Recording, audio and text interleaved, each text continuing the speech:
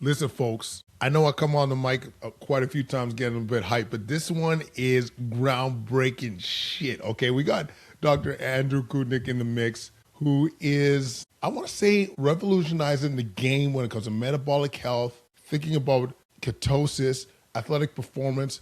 But what he's doing as a type 1 diabetic, to me, has been baffling, all right? So first of all, Andrew, welcome to the show. Hey, it's an honor. By the way, I love the energy. Obviously, you apply that in the weight room because you look like you've lifted some weights before, so that's good. Coming from you, I've seen those videos, but that means a lot coming from you. But I think the best way to start, Andrew, was your story as a type 1 diabetic, because I said before the interview, I have yet to see a type 1 diabetic in my world that has been able to do the stuff that you've been able to do. And it really is inspirational. And we have a lot of type 1 diabetics, like family, friends, and kids at this stage. And hearing your story, I think, will inspire so many. So walk us through the journey. Like, how did we get to where we are now?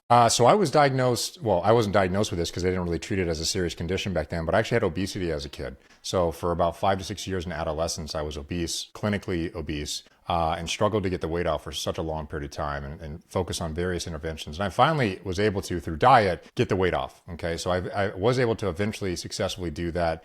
But about a year later, I was in a family trip in Washington, D.C. I started getting nauseous, threw up for 14 hours straight. I was urinating extremely frequently, ended up in the emergency room in Washington, D.C., and found out that my blood sugar was 596 milligrams per deciliter. To translate that to the average person, that is around 6 times higher than normal, at least 6 times higher than normal blood sugar levels floating around in the blood. Now, the doctor at the time said, hey, you have type 1 diabetes and you're going to have this for the rest of your life. And I had no idea what that meant at that time. I actually spent 7 days in the intensive care unit, another 7 days in the regular hospital, so 2 weeks total, kind of learning how to be a master of my own metabolism, because when you're diagnosed with type 1 diabetes, what that means is that your body no longer produces insulin. So normally when people eat food, they have this elevation of various nutrients in the body in response to food. Now, when we think of the most common form of food and the diet, things like carbohydrates, when you consume these, they elevate blood sugar levels in a dose-dependent manner. Well, the more you consume, the higher blood sugars go, and the more insulin that will release from your pancreas. Now, my pancreas at this time was being destroyed by my own body through an autoimmune attack. At least that's the best to our knowledge how this occurs. And I was very rapidly no longer able to produce insulin and no longer able to control my blood sugar levels. So you can think of the pancreas or insulin as kind of a thermostat for blood glucose levels. As blood glucose levels rise, insulin's released to bring it back down to normal range. As blood glucose levels drop, insulin is lowered to prevent blood sugar levels from dropping, and then blood sugars will start to rise. But I lost that ability over almost 20 years ago. And that has really reframed my whole entire experience, because what you quickly realize is that when you control insulin, because you have to inject it now for the rest of your life, and you have to control how much you give, what type you give, and when you give it, you quickly realize all the various factors in just a single day that rapidly change insulin sensitivity, its impact on the body, and how you can rapidly change the amount of insulin your body is secreting at any one moment. And that was really what flipped my whole perspective around science, around health, because my life quickly became its own daily experiment around food, exercise, lifestyle, and how it affects the 2 most important molecules that we know of in metabolism, and that's glucose and insulin. Incredible. And so you decide to really deep dive into this. You study it, and once again, as the doctor mentioned to you, you're committed to a life of being dependent on insulin. And I don't know at the time if it was explained to you that trajectory of what that meant, because as a type 1 diabetic, just to be complete, yes, you're going to be relying on insulin, but because of that metabolic dysfunction, it can affect your eyes, your heart, your risk of infections. So much of life becomes complicated because of your inability to produce insulin. Yet, knowing all this and all this, you seem to be hacking that. And so what happened next then, Andrew, in terms of next steps to manage your health? Well, I had no idea about what you just recently talked about a second ago about the long-term implications of this disease. Not until I became a scientist did I realize, yeah, within the first 3 to 4 years, you start to see brain changes within children with type 1 diabetes because of high and variable glucose levels. You start to see early signs of atherosclerotic progression in children within 4 years. You see early changes in the heart within 10 years. These changes are extremely rapid, but I had no idea the implications this disease actually had. All I knew is that every single day when I ate food, I would have these changes in blood glucose levels, and I would need to administer a precise amount of insulin to bring it into control. But what I was quickly realizing is that the most powerful factor in my lifestyle that in fact affected glucose levels was not in fact things like exercise or time of day or any of these other factors. It was actually a particular type of food in the form of carbohydrates. And so it came to a pretty logical conclusion that what if I just lowered carbohydrates? What if I just lowered the one thing that caused the most rapid elevation in blood glucose levels that requires the most amount of insulin? Wouldn't that potentially lead to better outcomes? Because if you think about it, we still have all the mechanisms within the body to control fat and protein and other key nutrients. The one thing we lack is insulin's ability to control glucose levels. So if we reduce the one food that has the biggest impact on glucose and insulin, we're reducing the amount of input we have to give externally to try to control this. At least that's the logic, right? And so I actually went on a very low carbohydrate ketogenic diet well over a decade ago. And I remember walking into my doctor's office about 3 months later. Now, keep in mind at this time, we didn't have continuous glucose monitors. They were just being tested on the market. They weren't even that good at the time. All we really had was finger sticks. And I was noticing that, man, my performance in the gym was definitely getting a lot better. I was also noticing I was a lot stronger. I also quickly got a lot leaner, which was nice at that time because I used to be obese, and being leaner and more muscular was 2 thumbs up, like I was all about that. And so I also noticed that my blood sugar would very rarely test outside of the 70 milligrams per deciliter to 120 milligrams per deciliter range. And so to translate that to people in different parts of the world, that's around 3.9 millimolar to around 7 to 8-ish millimolar, give or take, rough estimates. And so things were going well. I didn't have the typical symptoms of fluctuations of blood glucose, fatigue, irritability, a lack of concentration, extreme hunger, especially when you get low blood sugar levels. And so I walked to my doctor's office, who at the time was actually the American Diabetes Association president. And I walk in, and he walks into the doctor's office and he says, "Andrew, what are you doing?" And this was a very kind of mild manner, he was a great doctor. Honestly, one of the best doctors I've ever had in my life. And I said, "Well, that's an odd response. I don't know. What do you mean?" And he said, "Your HbA1c is that of someone without diabetes. What are you doing?" And I said, well, now I got all hyped up. I'm like, I'm doing something good. This guy's one of the biggest names in all of diabetes and endocrinology in the world. And he's saying I'm doing something he's never seen before. And so I explained that I'm doing this diet and I'm taking this alternative type of insulin to manage these smaller, less robust glucose elevations from the protein and fat. I'm taking a slower form of insulin. I'm doing all these what people consider alternative approaches, but yet I was getting results that were better than 99% of patients in the world with type 1 diabetes. And I didn't know that at the time, but today, 99% of all patients with type 1 diabetes will never experience normal metabolic control ever again. They will live with high and variable glucose levels, very high levels of peripheral insulin due to the injection. And also many patients are now developing the rates of obesity that we see in the general population, which is extremely high. And this creates a very concerning effect because we already knew before obesity rates were matching that of the general population that people with type 1 diabetes were already expected to live around 10 to 20 years shorter on average in the developed world where we have all this advanced technology and pharmaceutical interventions. In fact, the science shows that as we have advanced the technology, advanced pharmaceutical interventions over even just the last decade, that HbA1c or glucose control on average has not improved. In fact, over a window of time from early 2010s to 2018 range, HbA1cs were actually getting worse despite these advances. And so to know that there was an intervention that I was personally coming across for myself that produced something that only 1% of all patients experience, which is essentially what everyone hopes for, normalcy. When you get diagnosed with a condition, you hope you go to your doctor's office and they give you the tools and medications and strategies to be normal. And unfortunately, 99% of patients don't experience that.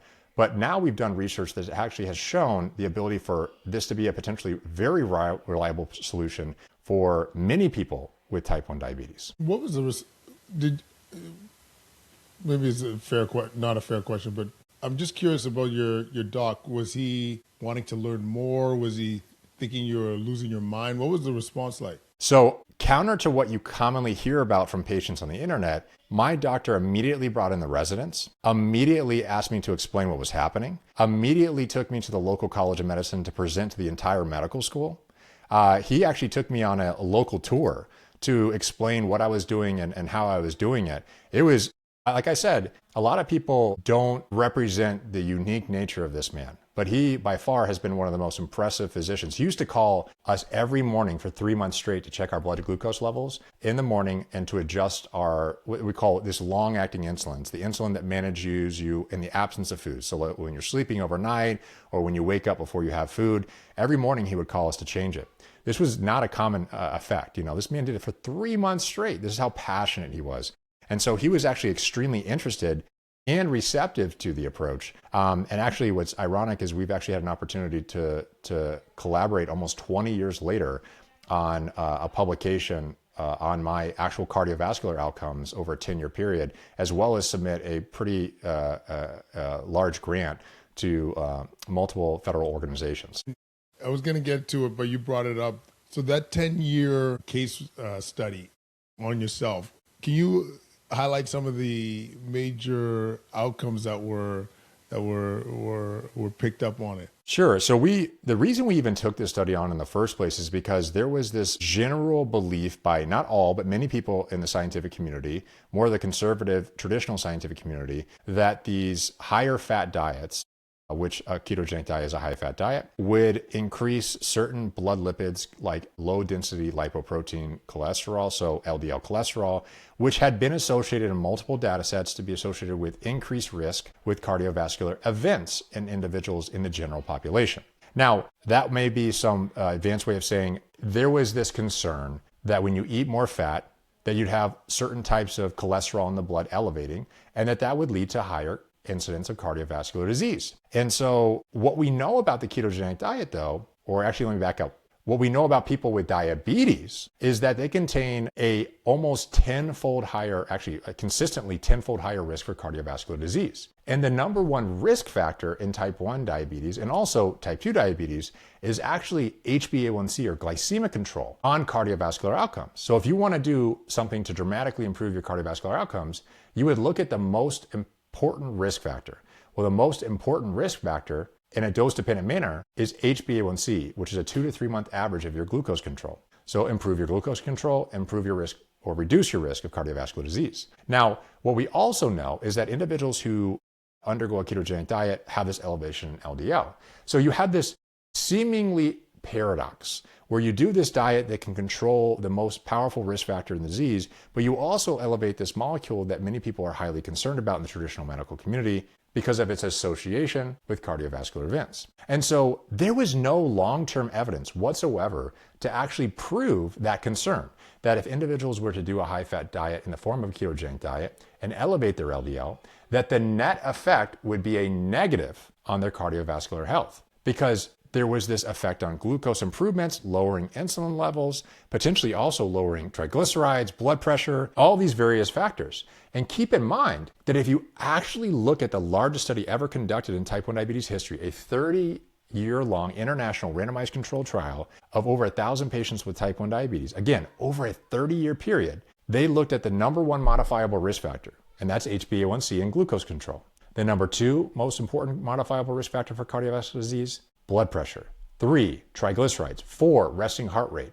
You have to go all the way down to number 10 before you get to LDL cholesterol, which has a hazard ratio of 1.07.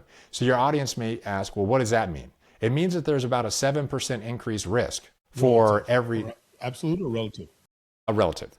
For every 10 milligrams per deciliter a rise. So that's not very meaningful compared to the 4 other modifiable risk factors, which the ketogenic diet is known to reliably modify. So we wanted to actually look at this. I had been in a unique scenario where I had actually done the ketogenic diet for 10 years. I had very advanced records. of my pre and post outcomes. I had 10 years data on glycemic control, blood lipids, liver, kidney, thyroid function, bone mineral density scans, all throughout. And so I also had very detailed records of the food I was consuming, the exercise I was consuming.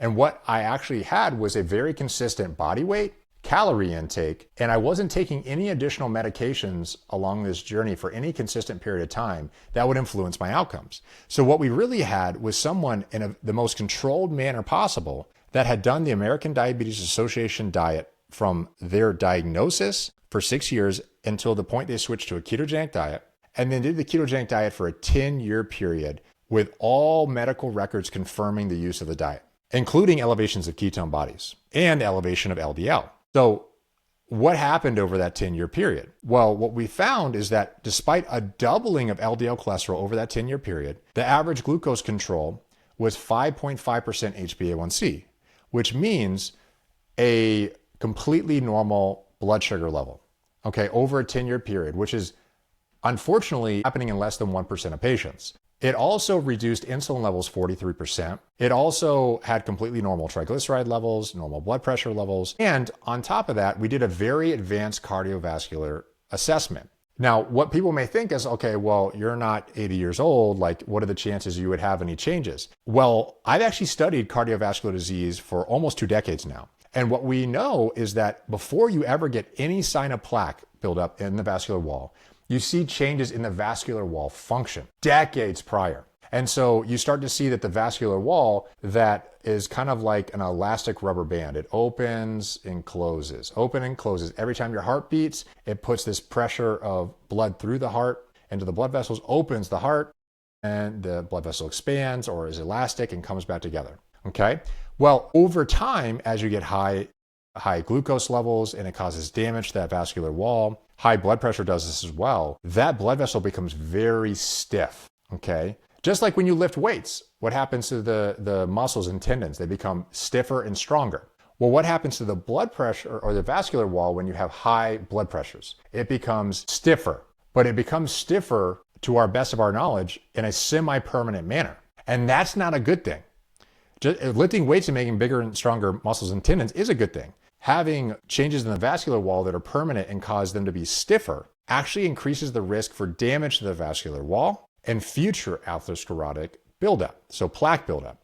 So what we were actually looking at is early signals of vascular changes in the blood vessels and the heart that we know happen within the first 3 to 4 years, even in children, as early signs of changes in the vascular wall. And what happened is we looked at, this was within 17 years post-diagnosis, after being on the diet for over 10 years, that there was 0 signs of any atherosclerotic changes in the vascular wall, 0 ventricular or heart dysfunction. In fact, when comparing our outcomes of the 10-year ketogenic diet result to the average outcomes of the same sex and age-matched cohort with type 1 diabetes, all the metrics were better. Now, we also compared it to age and sex-matched cohorts without type 1 diabetes. And the overwhelming majority of those measurements were better than even those people without the disease for 17 years. A disease that increases the risk for cardiovascular disease tenfold.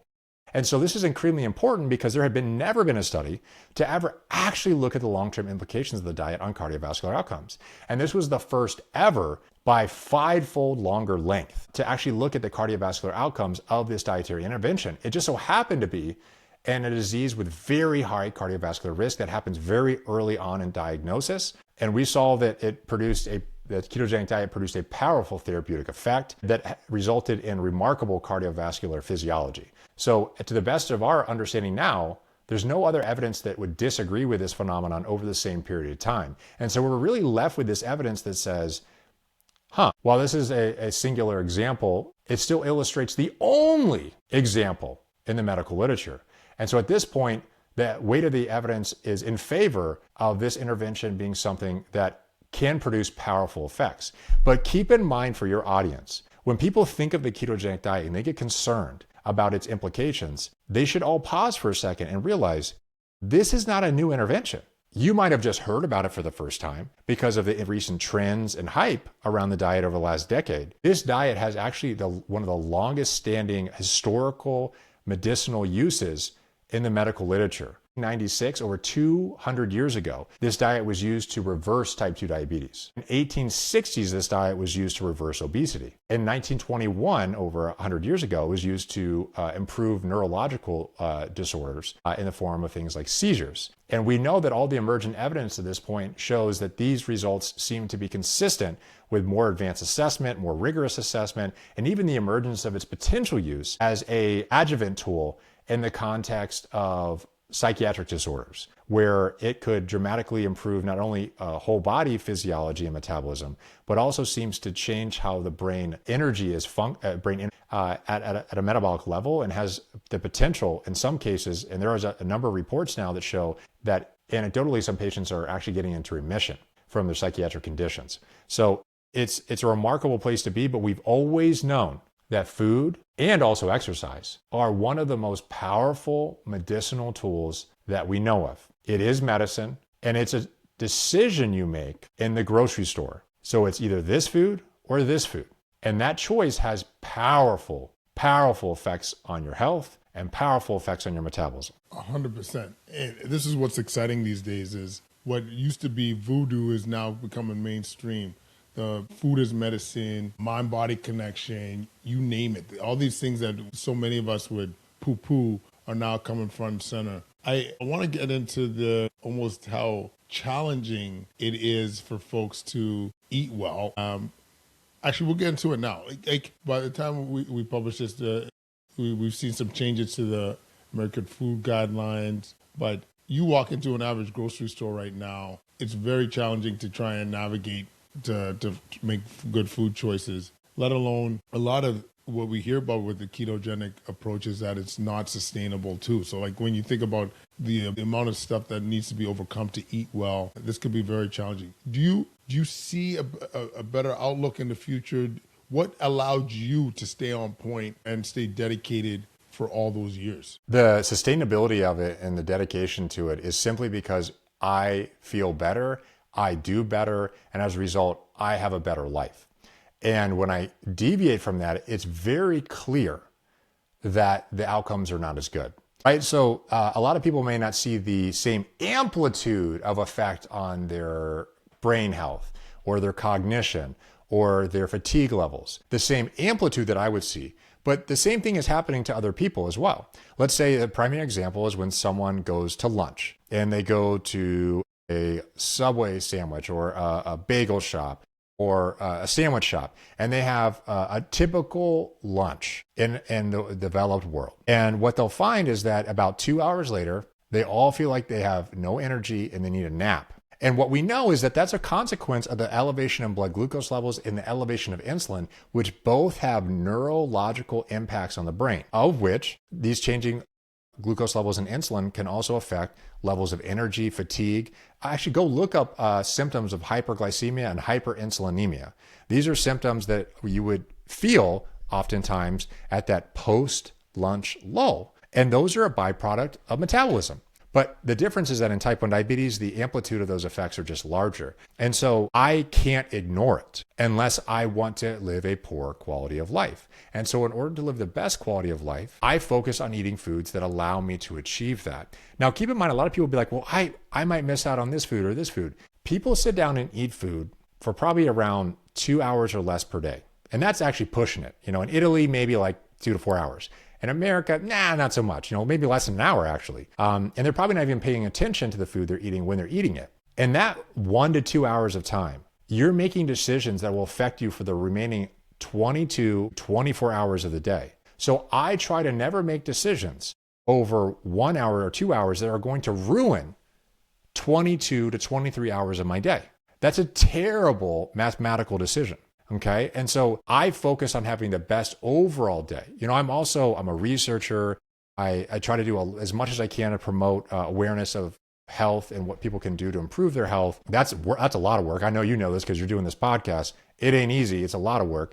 I have 2 kids. And I'm a husband. I train and compete in jiu-jitsu. I also lift on top of that. Like, I do a lot of things. I don't have a ton of time. And the last thing I need is for poor decisions for the food I eat to affect all of those. So my biggest goal is to maintain that optimal outcome. And I know what it felt like not to have that. That's the difference, is I actually know what it feels like to feel tired, fatigued, high in variable levels of your mental state and how you feel. I mean, the blood sugar fluctuations, they call it the roller coaster of blood sugars. Just go look, Google type 1 diabetes, blood sugar levels. And what you'll see is absolute roller coaster mania. And that is also an illustration of mental health status, because we know changes in blood sugar levels directly impact the brain and induce symptoms of mental health disorders. So it is incredibly important for people to understand that these effects are also affecting people even without diabetes.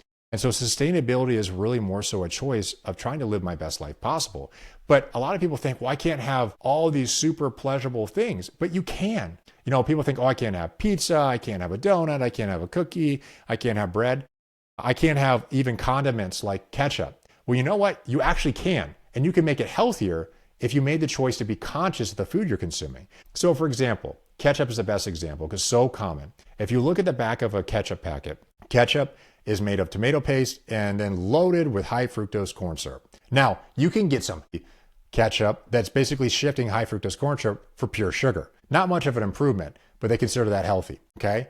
But you can just make a decision at home to say, let me go to ChatGPT or some AI technology. How do I make keto ketchup? Okay, and there's plenty of recipes online. What you do is you take tomato paste, add some spices that have, there's virtually no calories, and then you add a little bit of sweetness in the form of a natural sweetener like stevia, monk fruit, allulose, and now it's virtually calorie-less, has the same flavor as ketchup without any of the metabolic consequences of traditional ketchup. And that singular example of how you can rebuild your food, condiments, and food environment to be healthy is a byproduct of taking the first step and trying to improve how you eat. Because once you realize that these options are all available, it's entirely sustainable, and typically people are making healthier choices because they go on this journey, then it becomes an undeniable logical choice for people to consider just making these shifts in general.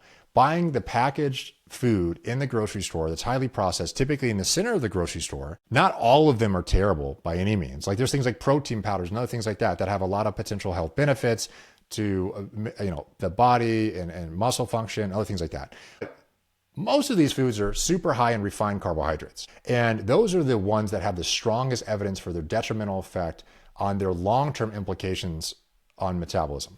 Typically are associated with obesity, or diabetes, other chronic diseases that are the most common ailments that we're seeing rising at record levels in the Western world. Man, let me just tell you, this was inspiring because you got 2 kids, I got 3, and we're always trying to preach healthy living. And I don't know if you find this, but I do think there's some additional impacts of the food that we treat our kids with. Yes, we are the general population, we're talking about the high level ones, brain fog, mental health, cardiovascular disease, and all that stuff. Actually, I'll put it to you, Andrew. Do you think there's other conditions that are worsening by what we're feeding our population, or did we cover most of these things, you think? I absolutely do. So it's funny you bring up kids, it's just a personal example. One of the worst decisions me and my wife can ever make is caving into one of my 2 sons saying, I want to insert some food that has super high levels of sugar. Or, one of these food companies that tricks you and says, oh, 0 sugar. And what they did is they just replaced it with the same thing as sugar, but with a different label on it. Either way, if I give it to my sons, oh my gosh, we're in it. By the way? 4 and 6. Okay, yeah. You're in it. Yeah, I got 3 boys. I got 3 boys, so I know the life. There you go. And so when we used to I want to try this, it'd be so fun to see them enjoy something fun. And then, the next 6 hours, their behavior's totally different. We're suffering because we made that decision in the first place. And it's not like they have control of their decisions, but they're young. They don't have a fully developed frontal lobe, or a fully developed brain to begin with. And all you did is you just put absolute gasoline on a brain that already doesn't necessarily operate like a fully functioning with all its neurological circuits, So it just means a lot of excess impulsive behaviors, decisions that aren't necessarily optimal. So I see this all the time in my kids. You see it in other kids too. Oh my gosh, for sure. But that kind of lends itself to this idea that, what we eat absolutely affects the way we feel. And we all usually just think of food as like a pleasurable experience. And also most people know it's associated with health. But to your question, are there other conditions? Well, the best way to answer that is to say, okay, what conditions are improved by changes in diet? Because that would link diet to the outcomes. Obesity, 100%, that's a given. Diabetes, without a doubt, and every form of it, by the way, type 1, type 2, and gestational diabetes. Neurological disorders, we talked about over 100 years ago that it's been used for seizures. We also know it's been used for a number of other conditions like Parkinson's. Even there's some pilot data in narcolepsy. There's actually, that's probably one of the most promising areas, evidence is just the use of it in various brain conditions. Now, over the last 5 to 6 years, there has been an explosion and anecdotal, observational, and emergence of clinical trials looking at its use in things like depression, schizophrenia, bipolar disorder. And the results are quite shocking that a change in diet can actually put some patients' disease or mental health condition into remission. Or let me frame it more scientifically accurate. When patients go on a ketogenic diet, alongside the other things that they're doing, the implementation of that ketogenic diet phase, they see a dramatic improvement and sometimes resolution of their psychiatric condition. So honestly, that's the most incredible thing for me because of the explosion of mental health conditions, the amount of adults and children that are on psychoactive medications, sometimes that have months and years of effects on metabolism, usually for the worse. And so the ability to have natural tools that you have to do anyways. This is the one thing that you can't choose not to do. You can choose not to take medication in some diseases, like in type 1 diabetes, if you don't take insulin, you're going to die. But in many other conditions, it's often a therapeutic choice. And the option to what food you consume not only has a very clear therapeutic effect in many of these diseases we're describing, but also often interacts with the other medicinal medications that patients are taking. And so what you eat is medicine. And many people don't think of it that way. They think of it as like, okay, when I think about the drugs I had to take because the doctor told me to, they're very precise on the timing, the amount, they follow to the prescription label. At least most of them do initially. But people take nowhere near the same precision on average on nutrition, despite nutrition having sometimes even more powerful effects than those pharmaceuticals on your health. So this is something that people should really take seriously and realize that the power is in their own hands. Food absolutely affects health, and ignoring that is willfully making a choice to not empower yourself on your own health journey. Now, whether you like it or not, you may not make a choice to do anything about it, but at one point in your life, it's going to catch up with you, and you're going to have to eventually make a decision about what you do with the food you eat and the activity you do, because sooner or later, that choice is inevitably going to arise for most people. I couldn't agree more. It's the point now that we can't ignore this. And one of our biggest messages to folks is take ownership. You have agency over your health. You and I and many others go on platforms to talk about what you can do. And there is adversity to overcome at times. Cost of the food, work environment, shift workers. This is my world. But there is still ways of mitigating all of this. And so this is where I'm more of a rah guy than a stick guy. But once again, folks, you're hearing it from Dr. Andrew about what he's had to go through and the science to support how much it's impacted so many people's lives with a condition that accelerates so many things that we're not aiming for: cardiovascular disease, infections, strokes, all these things. So I hope this is a wake-up call for some, and those that are doing the stuff we're doing, I hope this is another just motivator. Let's keep trucking. Because honestly, Andrew, I feel like we're putting a dent in this bad boy. I feel it. I feel that there's a shift happening in people's approach to their health. Well, to comment on that, when we talked about earlier about that people will eventually realize that there's something that needs to be done for their own health, there are multiple data sets at this point that have looked at the general population's health outcome and metrics of their health. And they found that in two separate studies, one out of University of North Carolina, one out of Tufts University, both confirming the same thing, that roughly 9 out of 10 individuals, the first one showed 88%, the other one showed 93%, have one or multiple metrics of poor metabolic health. Okay, so that means 9 out of 10 people that you see in America walking around who are adults, 9 out of 10 of them either have elevated waistline, so increased fat tissue beyond normal, triglycerides, elevated blood pressure, or some other metric consistent with poor metabolic health changes. That means that the overwhelming amount of individuals in America are struggling with their current health. And as a result, it's not really a matter of like, what should the healthy person eat anymore? The overwhelming amount of people in the United States of America are unhealthy. And so now we're talking about what should we do to improve people who are already beyond the stage of trying to figure out what's going to maintain their health. Now they're at a point where they need to start reversing problems that have arisen. And there's one of the most evidence-based ways to do that is not just through diet, but also this diet we're talking about, which is the ketogenic diet. And keep in mind, it's not the only tool in the toolbox. We know exercise is incredibly powerful. Resistance exercise is super important. Aerobic exercise, frankly, doing any activity whatsoever is better than no activity. The more activity you do, the better it'll be. So these are all important strategies, and there's other diets that people have found success on too. But it's really important to understand that there are a number of strategies, but you have to try in the first place. I'm a scientist. I presented or published over 100, publications, abstracts, presentations across the world. And what I can tell you is that when we publish science and we do studies on individuals and let's say their impact on food, how food impacts their health or their performance, what we usually report is the average outcome, because what we're trying to show the world is if you do an intervention like a ketogenic diet, what is the expected outcome you would think on things like glucose control, insulin, blood pressure, triglycerides, or muscle function, performance, one of these measurements, right? But what's also important to appreciate is we're often reporting the average outcome. But everyone's different. Look no different. Look at me and you. We're different. We're different on the outside. Obviously, we're all a little different on the inside. There's more similar than there is different, but there is differences. So everyone has to, number one, try. Because if you never try in the first place, you'll never know if it could benefit your health. And then pay attention. How do you respond to these outcomes? Because one of the biggest mistakes people undergo when they're on these strategies is they'll just blindly go into one strategy and they'll be like, oh, it didn't work for me and diets don't work.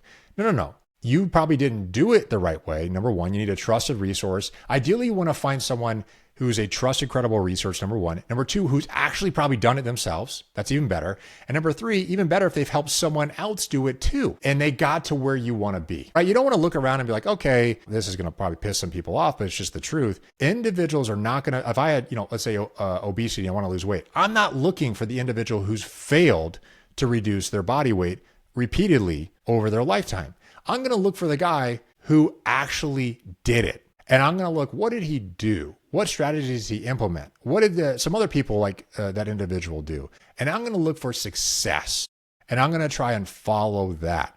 Okay? Because my chances of being successful are better if I'm following people who were successful than I follow people who weren't successful.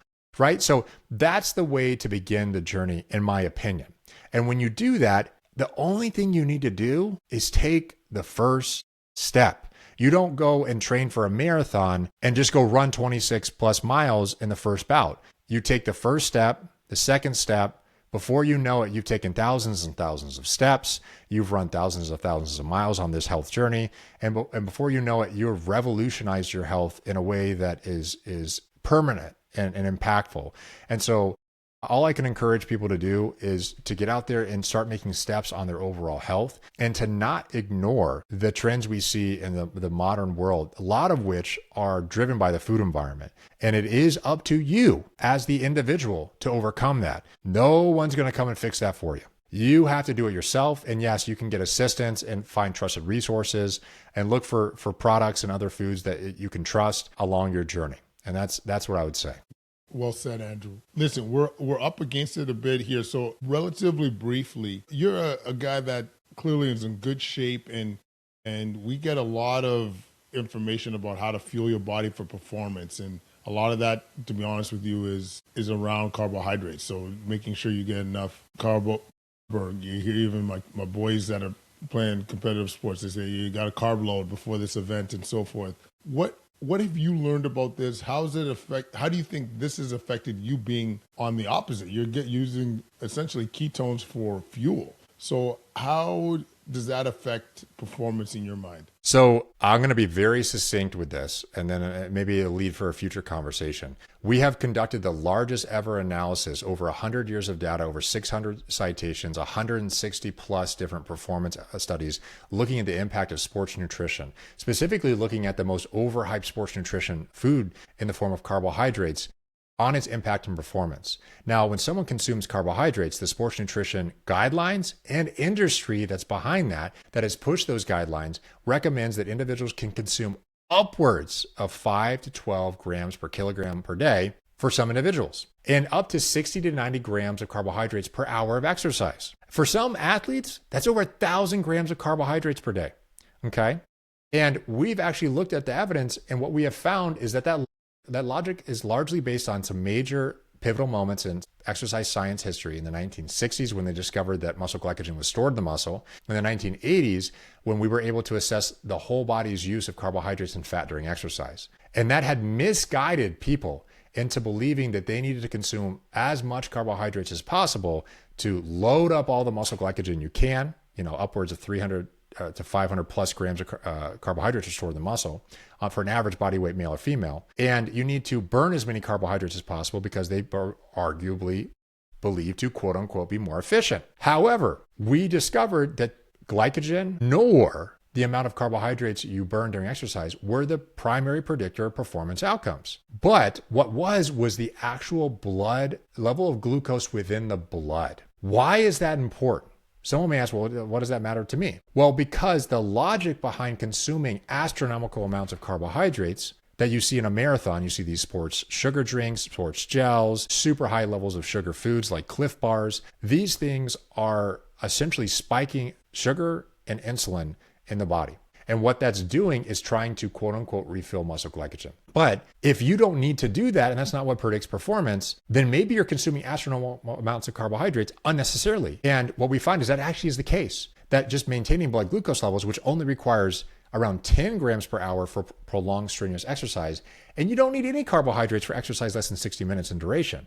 So why does this matter? Well, we've shown in some of our randomized controlled trials in healthy, lean, very active runners that 30% of athletes, up to 30%, can get glucose levels with high carbohydrate-based intake, consistent with guidelines in the industry that's pushing it. They can develop pre-diabetes, and they never knew it. And actually just lowering the carbohydrates into like a very low carbohydrate ketogenic diet not only maintain performance, both short duration, high levels of sprint performance and long duration 2 to 4 plus hour strenuous exercise, there was no drop off in performance when switching to lower carbohydrates. But it immediately reversed the prediabetes in these athletes. So when we think about performance, athletes will do anything to perform better. But what they don't realize is they may through misinformation and misguided evidence over the last 100 years, arguably just misinterpreted in how it should be applied, has led athletes to make choices around their nutrition that actually can have health consequences. And in some cases, we observe what we call the fit but unhealthy athlete. Wow, this is going to be big, Andrew. I think this is an incredible body of work, obviously, and I think this is going to open a lot of people's eyes in terms of what these guidelines should look like, what really we need to consume to be a high performer. Because I must say, I've personally seen as well the endurance athlete that are pre-diabetic. And sometimes mentally, I often would think it maybe related a bit to the stress and cortisol, constant cortisol surges. But what you're saying does make sense in terms of how much glucose they are consuming and what's really necessary. So can't wait to see this, Andrew. And just want to also thank you for the work that you're doing. You're more than walking the walk. You've experienced life as a type 1 diabetic, and you're creating the lifestyle changes, but you publish and you knowledge translate through channels like this, through the work you're doing on social. And I just want to commend you. This is incredible. This is one of the first time I'm going to say this to a guest. I think I'm going to be passing this episode on to all my type 1 diabetic colleagues and friends and those that have kids that are type 1 diabetic, because this is too important to ignore. I appreciate that, and I encourage people to share it as well. And I'm here to answer questions. If people have questions, thoughts, or comments, or like, oh no, I've been told differently, I'm happy to have discussions. I'm happy to show the evidence that we're referring to here. Nothing I'm saying here is me pulling something out of my rear end here. This is through about 2 decades of research and work on trying to perform better myself and trying to improve my own health. I wouldn't be sitting here talking like this if I hadn't seen it work for myself as well. At least I would challenge it to a high degree if it wasn't doing that, right? But At the end of the day, everyone's a little bit different in their journey, but everyone should realize that taking the first step is the most important step they can ever take on their health path. And I hope people consider that. And some of the information we shared here is helpful to them on that journey. And Andrew, where do people learn more about you? I have a ton of free resources on a website that I host called andrewkoutnik.com. And I'm also trying to be more active on Instagram and YouTube and Twitter. So people can find me being pretty active there, actually, more so than anywhere. But I do have a contact form on my page as well for people trying to get a hold of me. Once again, thanks, brother, for doing this. Stay amazing as always. And I can't wait to see you in the flesh again. Hey, man, likewise. And keep up the hard work. You're working hard there. So